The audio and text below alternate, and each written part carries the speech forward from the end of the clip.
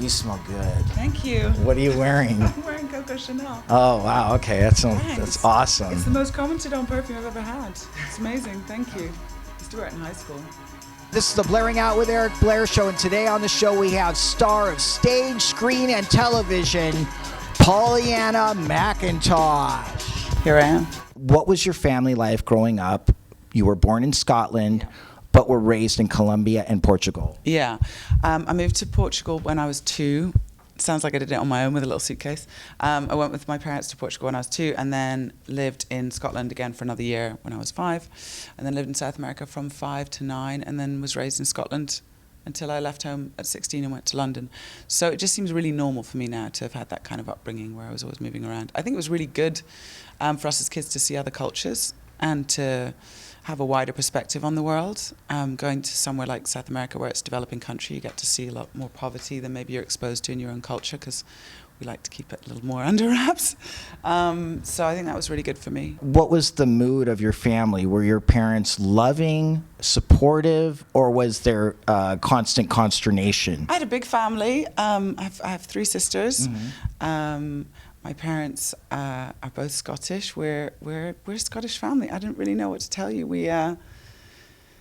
There was certainly plenty of drama growing up, but we're a very loving family. Yeah, I'm very close with my sisters, and even though we're in different parts of the world, and I'm close to my parents. Is it true that you performed in a play for the Queen at age 9? Yes. Was it lost on you because of your age? No. Because my mother was very excited that I was going to be meeting the Queen, so I knew it was a big deal. Yeah. You're a little girl, you think it's wonderful. I was dressed as Henry VIII, which is obviously one of her ancestors. I was playing the king, of course, and I greeted her in these big pantaloons that my mum had made from some curtains, and just really fun and sweet. When you won the National Face of 95 model competition, did you view it as a stepping stone to a more established acting career? Always, yeah. I knew that I could, if I was on my own, I was self-employed and I was living away from home in London of all places, big old London, then there were more things, more opportunities for me. And I was trying to do film even then when I was modelling, and did a couple of indies and did my first film at 16. I did this movie called The Acid House that Irvine Welsh wrote, who I just worked with again in Filth, years and years later. So yeah, I love the fashion industry though too. I was excited to be a model, I really had a good time, and I really loved the freedom of fashion. But then when you get into the industry and you discover that the freedom for the models is not so free, with the whole staying skinny and all that crap. I was glad to be out of it when I was and get into a more creative sphere. You had some amazing benchmarks as a model. You were in the Pirelli calendar, which was a very sought after job back in the day. And also you were in UK Vogue. Well, you were in that, 2004, totally, 2000, totally, yeah. So that's 13, 14? I think of back in the day, and I think of old school hip hop, and then I realized I've got my back in the day now. I'm that old. Oh no. Why would you step away from that world? Did you really feel that suffocated by it? I'd been modeling on and off since I was 13 years old. I was spotted in Scotland when I was 13, and I did a bunch of local stuff there. And then I got spotted by Storm when I was 15, and they entered me into that competition, which I won, which you were talking about. I had a great time traveling. I still have great friends from the fashion industry, great friends who were models at that time. But yeah, I had to not eat in order to work and survive. And then I went to university to do drama and theatre studies during my modelling time, and I quit at that point. But halfway through uni, I realised that I needed to pay my fees, so I better start working again. And then I ended up doing plus size modelling. So it's kind of a weird thing, but I was a plus size model. With the same measurements of Cindy Crawford at her height. So that's how kind of screwy the industry was in my time coming up in it. And I did naturally put on more weight, and I was a curvy girl for a while, and it was great and lucrative business. But once I'd done Vogue and done the Pirelli calendar as a curvaceous girl, those were firsts, that was it. I just felt it was done. I'd done what I wanted to do, and I wanted to be an actress. Considering you dealt with anorexia and also found fame as a plus-size model, what do you think of the size acceptance movement that has now become the norm in mainstream media? I don't think it's the norm, to be honest. I think that's bullshit. I think we pretend it's getting better, and I think it is getting a little bit better when it's being talked about, but I don't think it's the norm to be accepting of other people's or your own size. I don't think it's the norm, especially for women, to be accepting of their bodies and loving of their bodies. I think we're still in a capitalist culture which wants us to buy a lot of stuff, and in order to do that, it makes us dislike as much about ourselves as it can so that we can buy more products and crap. But, okay, so To be honest. the trend I've seen on Instagram is completely opposite that, because there are so many thousands and thousands and thousands of full-figured models on there, and I mean, some of them are pretty full-figured. Yeah, definitely. Social media is an amazing thing, and I think that the youth are more accepting than ever. But I think as far as the mainstream is concerned, I still think that we're run by the same old system, you know. But maybe we're taking over. Maybe there's hope.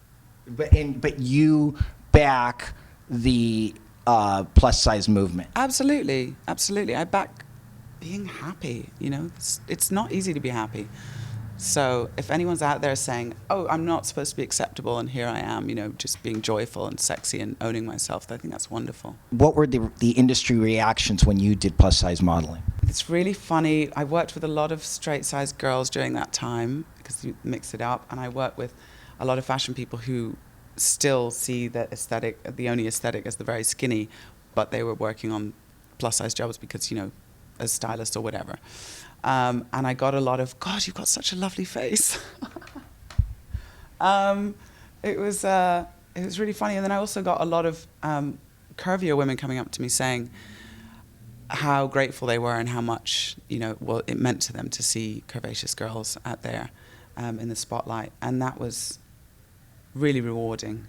But it also kind of, I didn't feel I really deserved the moniker, you know, of doing something that was socially just. I was just doing a job and making money, you know. What level of personal growth did you achieve attending acting school in London? I learned that you have to stick to something.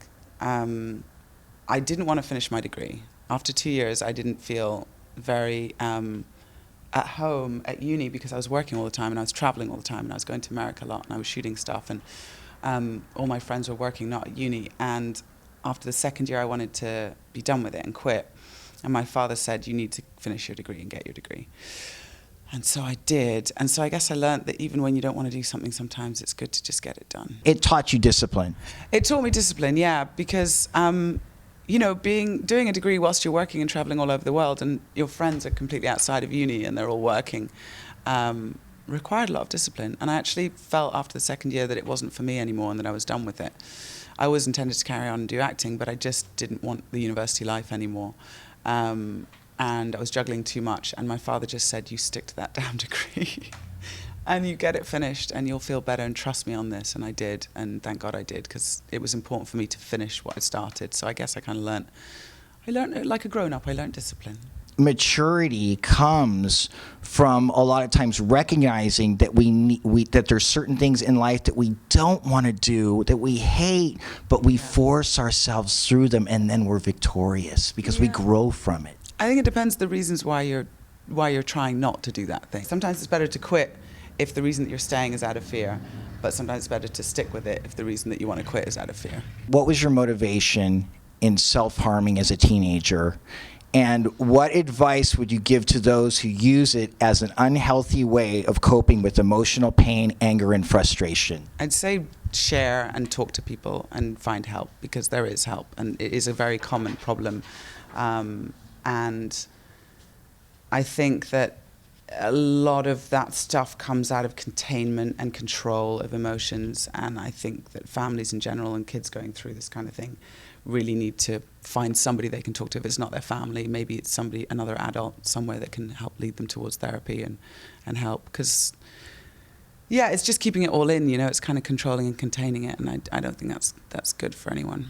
What was your frustration? What were you trying to contain? I don't really want to go into my teenage, you know, years of what was going on with me at that time. I don't think it's fair on my family. But I think it's probably what a lot of teenagers experience, which is just a lack of no place to put emotions, no place to put the things that I was feeling. There wasn't a place to release it any other way for me that I could find at 13, and so that was just something I found. And it's weird because people seem to come to it without even knowing really that it exists in other places. It seems to be some form of kind of animal reaction to a certain state of frustration or upset. And I'm not saying it's natural or normal or anything like that and trying to brush it off. But if parents out there think that their kids might not do that because it's such an odd and weird thing to imagine, it's just not the case. The numbers show it, It's quite common. What are your makeup must-haves, and name the brands? I don't really have makeup must-haves. I'm not I don't wear the same kind of makeup every day or anything like that. But there is a Makeup Forever #2 concealer, which I've used forever and ever, and it's really great. What do you like about it? I like that it's creamy and glowy and glossy, and it's not drying in any way, and that I've put it on my face every day for so many years, and it just seems to work. Did you do your makeup today? Yes. What foundation are you wearing? MAC Face and Body, which is a light thing. Do you know what eyeshadows you used from MAC? I don't know what colours, but just MAC. Eye pencil. Revlon or some British thing. Accentuated your eyebrows with? Bourgeois, dark brown eyeshadow. And lips. You ask about my lip balm. Uh-huh. You say who it's by. Okay, it's by Lucy B. And this lady just gave this to me. I just met her. She came to an event and she gave this to me. So it's very good. What's a plus about that? It's just really natural. It's like a lip gloss, but it's got colour in it. Do you believe in a higher power? And if so, how does it affect your moral compass? I wasn't raised with any religion, but I was raised in Portugal and Colombia, which both are very Catholic. So I saw a lot of it around me, but my parents never raised me with anything. So I believed myself to be an atheist until about I'd say maybe 3 years ago. And then I just realized I was agnostic. So I don't know if there's a higher power or not, but it helps me to connect in some way with something other than myself, So it's not a God to me. It's just, I think we're all connected in the world. I think it's absolutely proven that there's more than what we can see. So, I just think just kind of the spirit of the world is my higher power. Do you pray? I have done. No, not now. No. Do you think that life hasn't become desperate enough for you to turn and pray to a higher power? No, I just think it doesn't come naturally to me, I'd feel if I was praying like I was sitting at the feet of something, and I feel more like I'm part of it all, I feel more in line with it rather than beneath it. I think prayer to me seems, and this is just for me, it feels too traditional, like I'm going back to a more Christian, position of hierarchy, and I don't fit into that, Okay. You don't feel comfortable with that? I don't feel comfortable with it, no. Okay. I don't think it's not been a very positive, I'm not comfortable with it. Okay. I was going to say not positive for you, but maybe for somebody else. Of course, I'm totally respectful of other people's religions, completely. I've seen the power of, somebody's Christian faith and how it has kept them going through awfully hard times. I'm all for it. I just don't want to be on my knees praying to the Christian God as I have been fed him. Have you ever been or wanted to be dependent on a man other than your father for financial stability? No, I've never wanted to be. It doesn't really suit me very well, that concept. I have been taken care of by partners in the past, just as I hope I've taken care of them in other ways. My husband had a lot more money than I did, and, I had a nicer life because of that. But I wouldn't say I was financially dependent on him. I'd just say that he provided lots of things I wouldn't have been able to provide for myself. But the feeling of being dependent on anyone as a grown-up is a bit uncomfortable for me. What are some purely Scottish traits you see as being evident in your personality? I like a drink. I like my food. I like to laugh. I love music. and musicality and dancing and having a really good time with pals, you know. Gallows humour, I think that's what's the most Scottish thing about me, actually. But all of those things to me are Scottish sensibilities. But definitely gallows humour, that sarcastic, dark humour, humour in the face of tragedy. It just really makes me laugh. Especially awkwardness. Awkwardness and vanity and arrogance make me laugh the most. How would you define the word love? The most important thing. The most important thing. Have you ever known love? Yes. Yeah. I'm having it right now with you. Okay. I'm knowing it right now. And me too. Yes, always.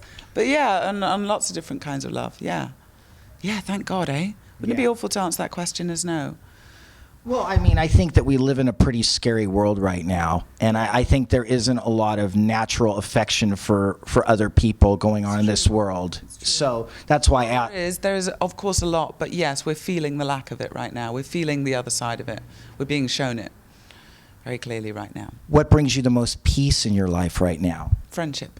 What would you like your legacy to be? That I was kind. And that I was creative. How has the massive rise of terrorist attacks and universal unrest changed your perspective on the entertainment business? You're saying, how has this important and terrifying thing that's going on right now, that's real and important, affected your view of something that is just light and fluffy and not that important? Yeah. Yeah, it hasn't affected it at all. I mean, God, we've been through things like this before. We're a culture of dichotomy, and we're an animal of dichotomy. I don't think it hasn't affected my view of the entertainment industry. I still will rant and rave about what's wrong about the entertainment industry, and I'll still glorify and adore what's great about it. You know, I think that when things are scary, people look all the more for escapism. They also look all the more for truth and comfort. And if, you know, that's what I want to be part of the industry for. Kardashians can go and do their thing, and good luck to them, but I don't care. You know? How did this affect you personally? It's overwhelming. For me today, right now, it's utterly overwhelming. It's just horrifying and makes me want to cry and curl up in a ball.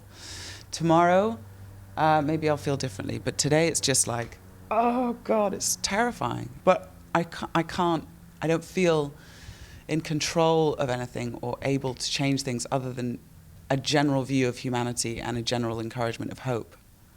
You know what I mean? Yeah. That's the only kind of thing I feel I can really add, is my own personal interaction with other people that is encouraging and hopeful, and, you know, so that, because I figure that people who are blowing everybody up have no hope, you know, and have been held down in some way, and have not been allowed to fully, you know, fulfill their potential of being happy, you know, in some way, because it's not natural for human beings to want to go and put themselves in danger the way these people are, and I just have to keep it local. You know what I mean? What can I do is just what's around me. What were the highlights of making the films? And we're going to start off with Acid House, 1998, Irvine Welsh. I think Acid House I shot in 97, maybe it came out in 98. I was playing a very small part. It was my first movie. I was thrilled to be there. We shot in a council estate in Glasgow where it was the real deal. You know, there was a lot of poverty around and a lot of addiction around. And they didn't feel that the people in my scene were realistic looking enough. So they went out to this burnt out car in the middle of the estate, these two guys drinking whiskey out of an iron brew bottle, and said, "Do you want to be in a movie? You know, here's some money." And of course they went, "Aye, sure." So they came in, these blokes, and I had to pretend to flirt with one of them and like pass a joint with him. And I was 16, you know, and he was off his face, and I was flirting with him, so he was going, "All right then." I went, no. Okay, another take. Right, yeah, okay. No, it's not real, mate. So that was a pretty crazy start to being an actress, an unusual one. It was kind of that trend where they were really choosing real people in movies at the time. And actually the lead was also a kind of real guy who was quite violent as well. So it was a pretty insane film to shoot, but it certainly didn't put me off. Sex and Death 101 with Simon Baker and Winona Ryder, that 2007. Yeah. One of the best scripts I'd ever read. Was a big fan of Daniel Waters, who also wrote Heathers, who was directing this time. Love Winona Ryder. So all in all, it was a thrill to get the role. And she's a very strong, powerful character. So like I continued to play a lot of them. But that was the first one for me. I just had to pinch myself, really, to be there. It was really fun to do a comedy, especially. It was so much fun. Did you have interaction? I mean, I know you interacted with Simon Baker, but did you interact with Winona Ryder? No, I never had any scenes with her. I just kind of met her at the after party and once opened her dressing room by mistake while she was changing. That was about as much as I had to do with Winona. It's very intensities and 10 cities. The Woman, 2011. I'd done this movie called Offspring, and I was playing the woman in it, and I was supposed to die in that film. My character was. That would be weird. And they felt that I was having too much fun, and they wanted to keep me on and do a sequel. So it was during Offspring that they said, would you do a sequel if we keep you alive? And I was like, yeah, great. And the woman was with Lucky McKee, an absolute gentleman, great writer-director. And we really collaborated. That was the most collaborative experience I'd had up to that point. So I had 4 months working with him beforehand on notes, on the script, on everything. And it's kind of spoiled me for every other film I've done where I really want to get involved if there's something I feel strongly about in the script. But that's also worked out fine as well. I've had really great collaboration since then, and I thank Lucky for that in that movie. Playing a feral cannibal woman turned out to be a lot of fun. Well, I wonder how you get yourself mentally and emotionally in a heart state where you can lose yourself and play that type of person. Just a lot of preparation so that I know exactly.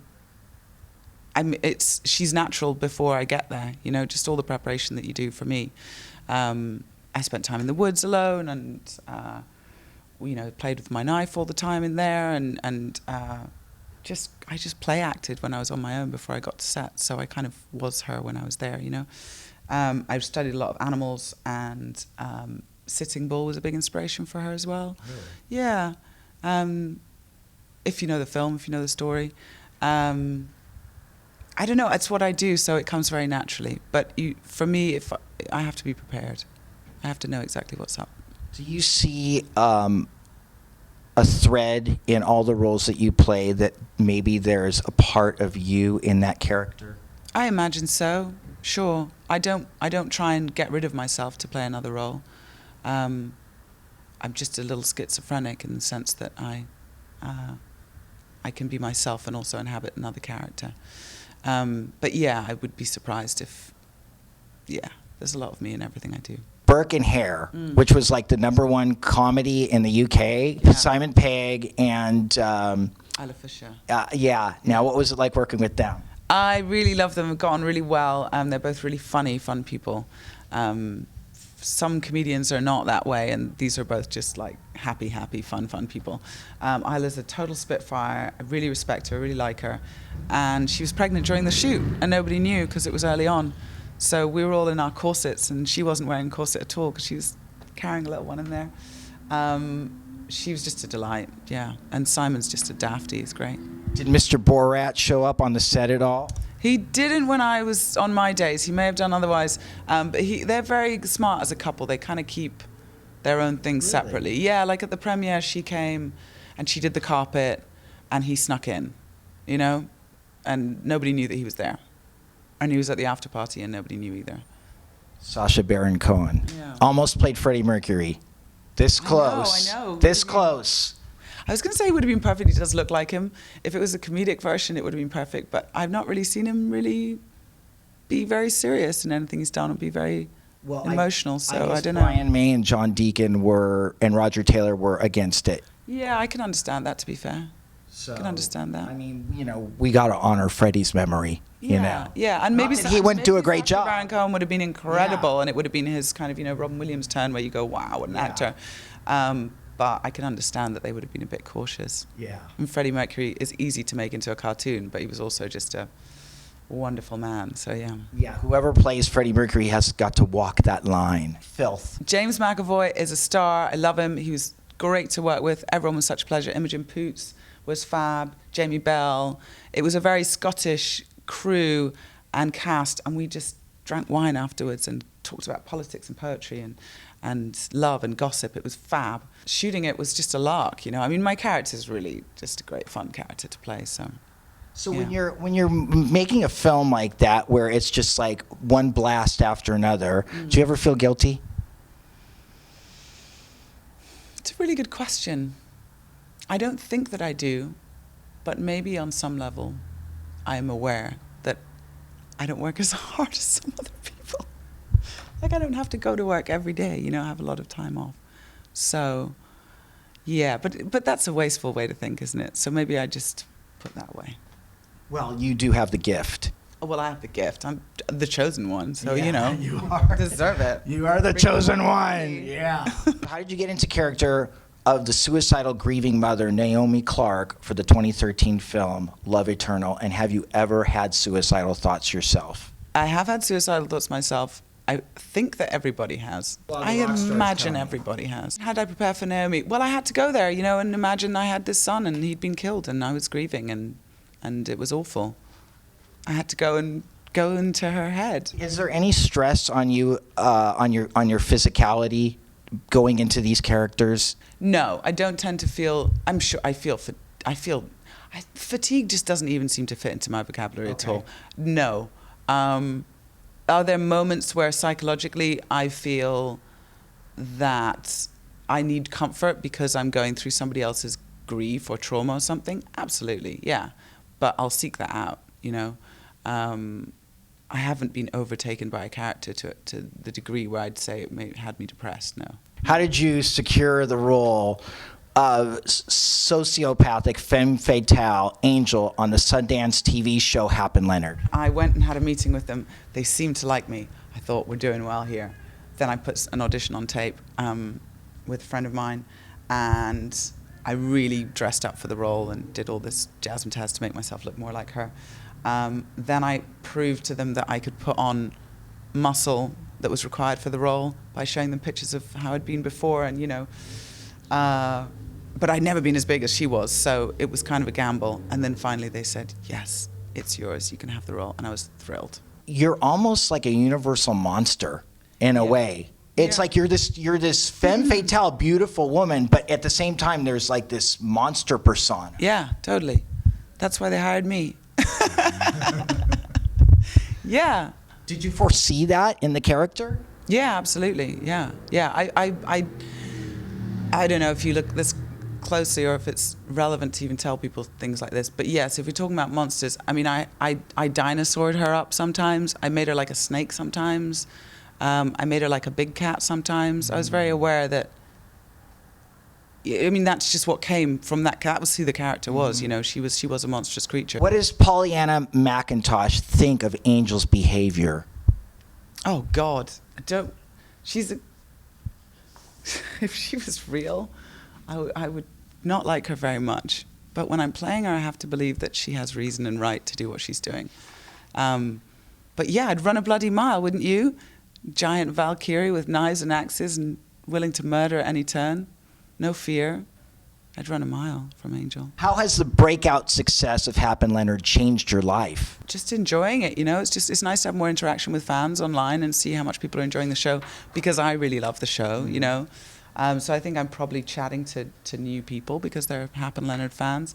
You know, it's a series of jobs that get you to a place where you've got a stable career, you know, and I feel that this is hopefully a really nice building block and part of it for me. But I've been in the business long enough to not imagine that everything's going to change all of a sudden, you know what I mean? What are your thoughts on the relationship between the killers, Soldier and Angel, on the TV show Happen Leonard? I'm very grateful for that part of the character, for that part of the story, because that makes it really fun. I think that's one of the things that people are really getting into with the show and with these characters, is that they are these awful, murderous, you know, rampage-causing people, but they're also very much genuinely in love. I mean, that's what drives a lot of Angel's behavior, is her love and passion for Soldier, that she wants to build a new life together and get this money.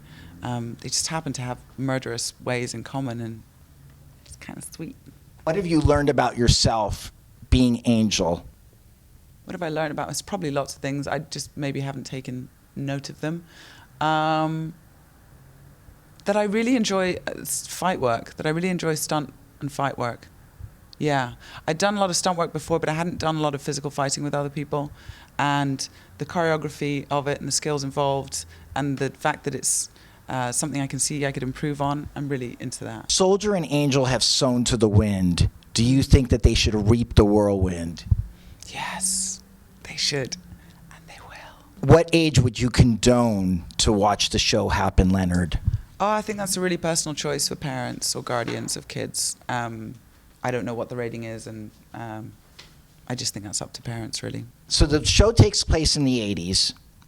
Who comes up with Angel's costume and makeup designs? Wonderful collaboration between the director and the co-writer and the wardrobe, the costume designer. But Liz designed our costumes, and she had a beautiful rack of clothes when I came in. And I was just like, this is going to be the most fun. Such bright colors, such crazy fabrics. And we just put it all on together, you know, and said what works with what. So there's an element of collaboration from me too in there, but it's really her vision along with Jim's as well, with our director. How fun is that for you to experiment with the clothes? It's so much fun. It's great. Yeah, it's like being given, you know, you do all this work on your character before you get to set, and then you're being given more tools, you know, more tools to create this character and have the biggest impact or you know, drive the story forward, and those outfits I think help to do that. I think in Angel's case, her wardrobe is also really fun for the audience. You know, yep. My makeup artist Daryl was amazing, Southern gentleman, and he came up with that and said, "What do you think about this?" And I love Divine, so I just love that influence. I thought it was super cool. There you go. Yeah. What's next for you? I'm in the middle of editing a film that I wrote and have started directing. So I've got the first third shot and I'm editing that, and then we're looking for funds to get the rest finished. It's a little indie film. That's not the movie Perfect, is it? Yeah, that's okay. That one, yeah. And then I'm writing a genre script at the moment that I'm going to be directing for another company. And I've just got offered a British movie, which is from the writer Ed Pope that I did a short with, actually, called The Herd, that Melanie Light directed. But Ed wrote it, and he's just sent me the script and wants me to do it, and I really like it, so I think that's going to be the next thing in the UK. What are your biggest musical influences? What music drove you as a kid? Aretha Franklin, Nina Simone, Al Green, Bowie, the Beatles, and then kind of the bands at the time that really hit me when I was a teenager were also, a bit before me, the Smiths and Morrissey. I was crazy about those guys. And also Prince, love Prince, and R.E.M., and disco, a lot of disco, yeah. How did David Bowie's death impact you? My ex-boyfriend was friends with him, and so it impacted me in that regard greatly, that I knew that he was going to be grieving for his friend. But it was really sad, but I also just know that that's a man who lived to the fullest, you know, and even the way his album was released just before his death, and, you know, I just feel like he did it all right, and, you know, I feel sad for his son, Duncan, and for his wife, Iman, but, you know, for me personally as a fan, I got to celebrate him all over again, you know, very deeply, and how he lived his life. So it was just a good reminder to do it to the full tilt, because we're all going to go someday, you know? Yeah, I think that he showed that his life was a work of art. Yeah, yeah. He was once asked, oh God, how did it go? Sort of, what is your modus operandi? I think it was. And he said, exactly, what is my modus operandi? As in, what? Let's just do it, you know? The freedom that he had in how creative he was, and rule breaking was just incredibly inspirational to me. I kind of see you as, you know, an actress that kind of has that changing aspect to your roles, that you can kind of be a chameleon. Thank you. I'll take that. Thank you very much. That's what I'd like to continue to do. Yeah, I would get very bored if I played the same character over and over, even if she was as awesome as Angel. You have a big career in front of you. Thank you so much. Big time. Well, it was nice meeting you. Nice meeting you too. Thanks very much. This is Blairing Out with Eric Blair with Pollyanna McIntosh. Signing off. Signing off. The Blairing Out Show.